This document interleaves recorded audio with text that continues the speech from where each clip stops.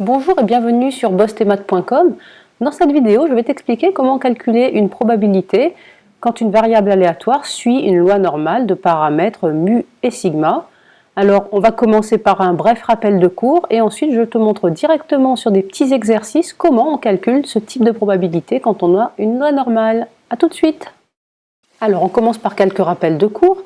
Si on a une variable aléatoire grand X qui suit la loi normale de paramètres mu égale 0 et sigma égale 1, cette loi s'appelle la loi normale centrée réduite, et bien à ce moment-là, cette variable aléatoire grand X, elle sera donnée par une fonction de densité de probabilité qui est celle-ci, la fonction f qui à t associe 1 sur racine de 2pi exponentielle de moins t au carré sur 2. Alors c'est une expression bien compliquée, mais ce que tu dois savoir, c'est que si je dessine la courbe de cette fonction f ici dans ce repère, eh bien sa courbe va être comme ceci, une courbe en cloche centrée en x égale 0.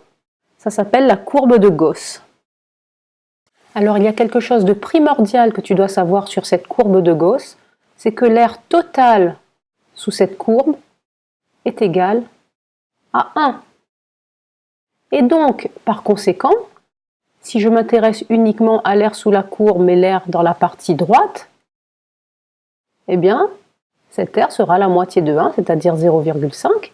Et de la même manière, si je regarde l'aire sous la courbe, mais à gauche de l'axe des ordonnées, est-ce que tu es d'accord que cette aire-là vaudra également la moitié de 1, c'est-à-dire 0,5?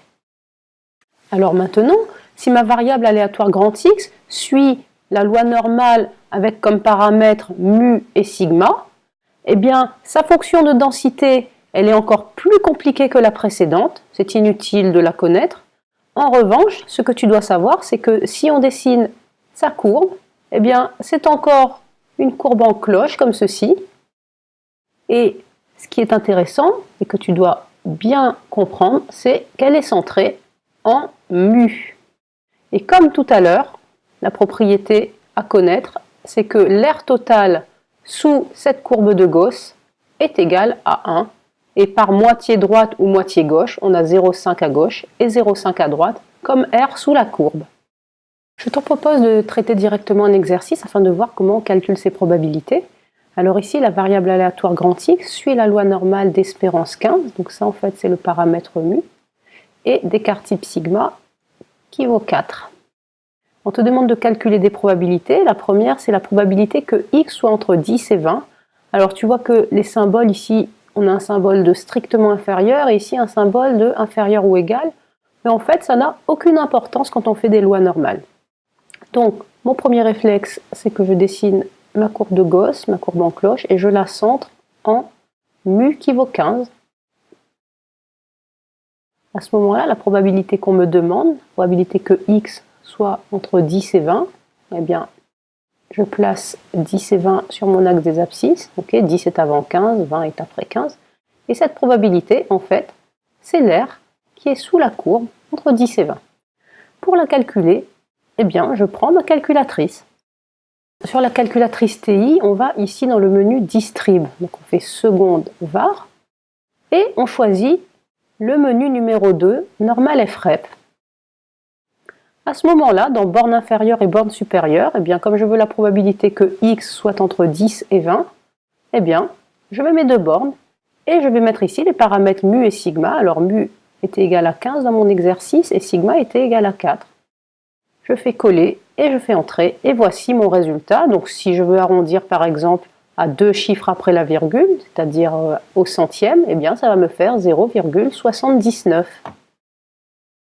Donc cette probabilité-là, c'est ma calculatrice qui me l'a calculée. Je suis allée dans le menu Distrib et j'ai choisi Normal FREP et ma calculatrice m'a dit que ça faisait environ 0,79. Ensuite, question B, calculer la probabilité que x soit inférieur à 18. Alors, j'ai toujours ma courbe en cloche qui est centrée en mu égale 15. Et donc, si je veux que x soit inférieur à 18, je place 18 sur mon axe des abscisses. Et cette probabilité-là que x soit inférieur à 18, en fait, elle correspond à l'aire que je suis en train d'achurer, donc l'aire sous la courbe avant 18. Alors comment est-ce que je vais faire pour la calculer?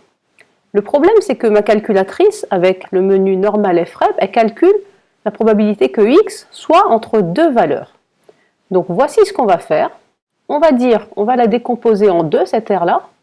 On va dire que c'est égal à l'aire qui est ici à gauche. Et on a vu au début de la vidéo qu'elle valait 0,5. Plus l'aire qui est ici entre 15 et 18, c'est-à-dire la probabilité que x soit entre 15 et 18. Et cette probabilité-là, on va la faire avec notre calculatrice, comme on a fait précédemment dans la question A. Alors, allons-y, on va voir combien ça fait.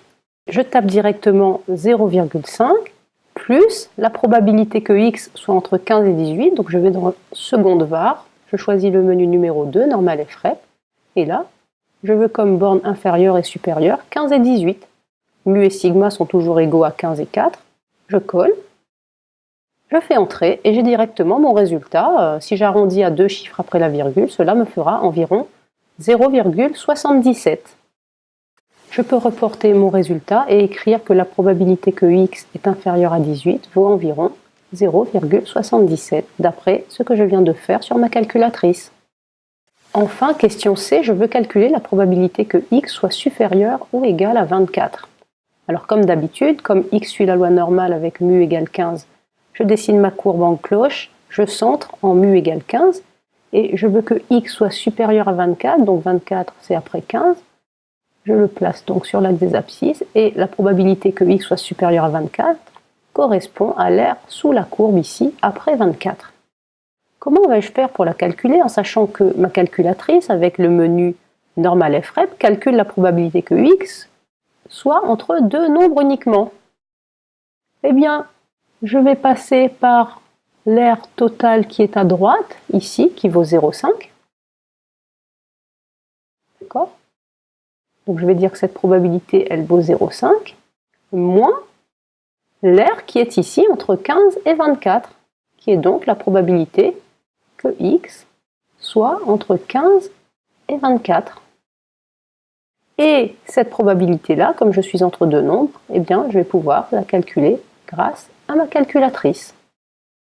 0,5 moins la probabilité que x soit entre 15 et 24, donc je vais dans le menu Distrib, je cherche le numéro 2, normal FREP, et je me mets entre 15 et 24 avec les mêmes paramètres mu et sigma. Je colle et je fais entrer, et voici mon résultat. Si je l'arrondis à deux chiffres après la virgule, cela me fait environ 0,01. Je peux donc écrire que cette probabilité que x soit supérieur ou égal à 24 vaut environ 0,01 d'après le résultat de ma calculatrice. Et bien voilà, maintenant tu sais calculer une probabilité qui utilise des lois normales. Je t'ai montré comment faire sur la calculatrice et surtout, ton premier réflexe doit être de dessiner la courbe de Gauss pour voir où est-ce que tu te situes pour calculer ta probabilité. N'hésite pas, si tu as besoin d'entraînement, à faire la feuille d'exercice qui est juste en dessous de cette vidéo. Il y a aussi son corrigé si tu en as besoin. Et je te dis à très vite sur bosstemod.com. Merci d'avoir visionné cette vidéo. À très bientôt. Bye bye.